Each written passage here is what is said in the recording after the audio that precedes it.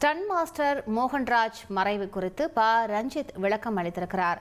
கூடுதல் விவரங்களை செய்தியாளர் ராஜாவிடம் கேட்கலாம். ராஜா வணக்கம். அவர் என்ன விளக்கத்தை கொடுத்திருக்கிறார்? இது தொடர்பாக விவரங்களை பதிவு பண்ணுங்க ராஜா. வணக்கம். ஸ்டன் மாஸ்டர் மோகன்ராஜ் மறைவு குறித்து இயக்குனர் ரஞ்சித் ஒரு அறிக்கை வெளியிட்டிருக்கிறார். அதில் ஜூலை 13ஆம் தேதி காலை தமிழ்நாட்டில் நாகப்பட்டினம் மாவட்டத்தில் நடைபெற்ற வெட்டுவோம் படப்பிடிப்பின் தளத்தில் திறமையான சண்டை கலைஞரும் எங்களது நீண்டகால பணியாற்றியவருக்குமான மோகன்ராஜ் அவர்களை நாங்கள் எதிர்பாராத விதத்தில் இழந்தோம். அவரின் மனைவி, குழந்தைகள், குடும்பம் மற்றும் அவரை சக பணியாளராக நண்பராக அறிந்த அனைவருக்கும் ஏற்றும் வலியுற்றதாக எங்கள் உள்ளம் கலங்குகிறது. எப்பொழுது போலவே காட்சிகள் எடுக்கும் முன்பு செய்ய தெளிவான திட்டமிடல், பாதுகாப்பு ஏற்படுதல், எங்கள் வேண்டுதல், வாழ்த்துக்கள் எல்லாம் இருந்தன.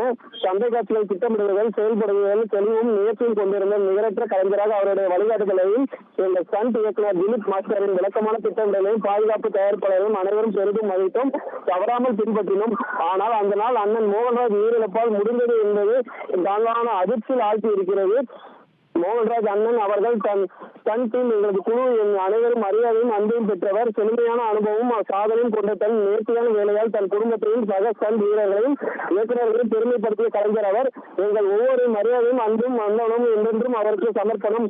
இது எங்கள் அனைவருக்கும் முக்கிய பேரிழப்பு. ஒரு கணவராக, தந்தையாக, பிரமாதமான சண்டை கலைஞராக, நேர்த்தியான மனிதராக வாழ்ந்த மோகன்ராஜ் அண்ணாவின் இறப்பிற்கு எங்கள் ஆழ்ந்த இரங்கல்கள்.